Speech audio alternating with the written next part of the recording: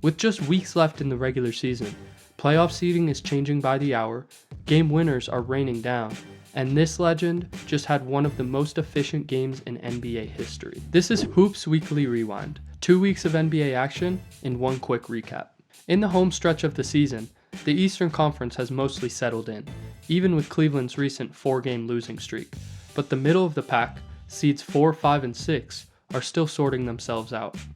Indiana's 5-game winning streak has pushed them 2 games ahead of Milwaukee and Detroit for home court advantage, but that gap could close in an instant. Meanwhile, the Western Conference is a full-on battlefield. Seeds 2 through 8 are separated by just 5.5 games, and the 4 through 8 seeds? A razor-thin 3-game gap. A hot streak can catapult a team into home court advantage, while one slump can send them down to the play-in. With around 10 games left in the season, we're in for a chaotic finish. If you had Sandro Mamukelashvili dropping the most impressive game of the past 2 weeks on your bingo card, well, I'd love to see the receipts. But Mamukelashvili came out of nowhere and torched the Knicks for 34 points, 9 rebounds, and 3 assists in under 20 minutes of action. 20 minutes. He shot an absurd 13 of 14 from the field and 7 of 7 from deep, making it one of the most efficient 30-point games ever, and it was the most points ever in less than 20 minutes of game time. Quentin Grimes also had himself a moment, but let's put a pin in that. We'll come back to him later, when we hand out the Nico Harrison Fumble of the Week award. Winner of last episode's Surprise of the Last 2 Weeks, Josh Giddey has continued his absolute tear, and this time, he was 2 steals away from something we haven't seen in over 30 years, a quadruple-double.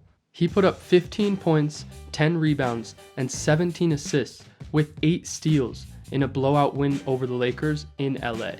Chicago runs one of the fastest tempo offenses in the league, and Giddey has fit perfectly into this system.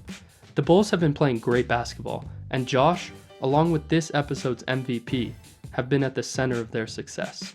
Over the last 2 weeks, it's felt like every other night ends with a game winner.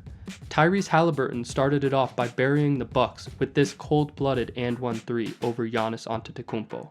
And the next day, in a game that saw 47 lead changes, Denny Avdija thought he'd won it with a putback and 1, only for Mikal Bridges to stun Portland with this 3 at the buzzer. Meanwhile, Jordan Poole kept his villain arc alive in Denver, hitting this dagger and sending Nuggets fans into flashbacks of the 2022 playoffs. Obi Toppin finished off another Pacers thriller with 34 points, 10 rebounds, and this insane fadeaway game winner against the Timberwolves. And if that wasn't enough, the bank was open for Cade Cunningham as he called game against the Heat. That loss was just another chapter in Miami's recent collapse, but somehow, even after dropping 10 straight games, they still haven't fallen out of the play-in. Shout out to the Eastern Conference for keeping things competitive. On the other side of the spectrum, the Houston Rockets rattled off 9 straight wins before finally losing to the Nuggets, and their success has been a full team effort. 7 different players averaged 15 plus points during that stretch, and they continued their defensive dominance. Houston is currently the 2nd seed in the West, unbelievably impressive from a young team in such a competitive conference. Meanwhile, as if the West didn't have enough contenders, the LA Clippers have been quietly rolling, 8-2 in their last 10, and while Harden and Zubac have been putting in work, the biggest story is easily Kawhi Leonard.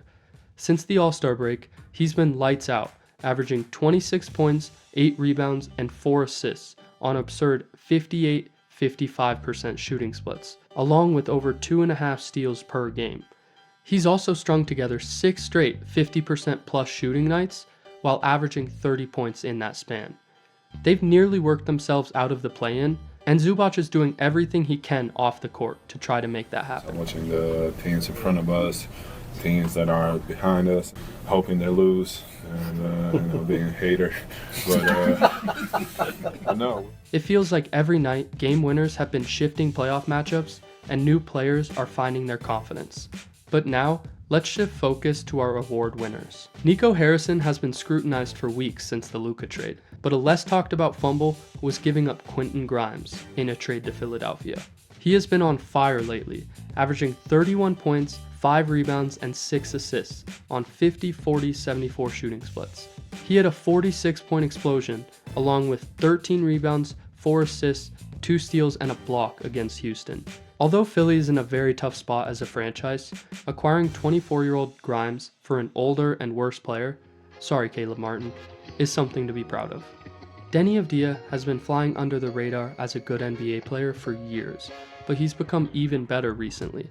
He averaged 26, 11, and 5 on 54, 54, 86 shooting splits. Portland isn't in their winning timeline quite yet, but I wouldn't be shocked if they surprised a lot of people next year, and Avdija would likely be in the middle of that. Zachary Reese-Haché has also been overlooked, being the least talked about #1 pick I've personally ever seen. He is still only 19 years old and had a great 2 weeks, averaging 17 points and 5 rebounds on efficient shooting splits. The Atlanta Hawks are such a consistently mid team, but if they can stay healthy and continue developing, they do have a lot of exciting young pieces. And lastly, the MVP of the last 2 weeks, Kobe White, has been the second engine behind the Bulls' recent surge, averaging 30 points, 5 rebounds, and 4 assists, while having 51, 40, 89 shooting splits, helping the Bulls go 6-2. I have been and always will be a Kobe White fan, and while I understand that many Bulls fans are just wanting higher draft pick odds, I urge them to enjoy the fun basketball Chicago has been playing. It's been a joy to watch. Now with the power rankings, there hasn't been much movement at the top, but the Rockets have climbed 6 spots to 7th overall after their 9-game win streak. It's fair to question their potential for the playoffs because of inexperience and a lack of a go-to guy, but they're clearly a fantastic team. The Clippers were also risers, moving up 4 spots to 11th. With Kawhi playing like this and career years from Zubac and Norman Powell, I definitely wouldn't want to face them. Meanwhile, the Kings dropped 4 spots to 15th, struggling with the 2-7 stretch. And the team they got Zach LaVine from, the Bulls, have risen 4 spots to 16th. The Dallas Mavericks continue deeper into purgatory, and lastly, the Heat take a fall down to 23rd after their huge losing streak.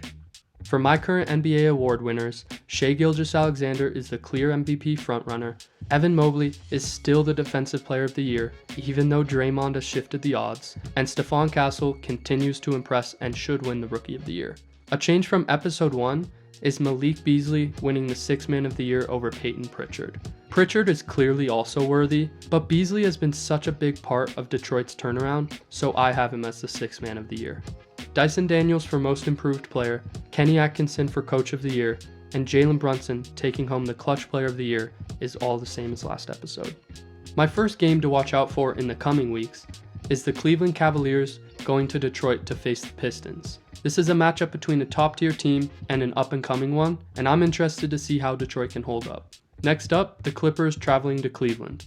The Clippers have been playing such great basketball, and similarly to Detroit, it will be great to see how they look versus a top contender.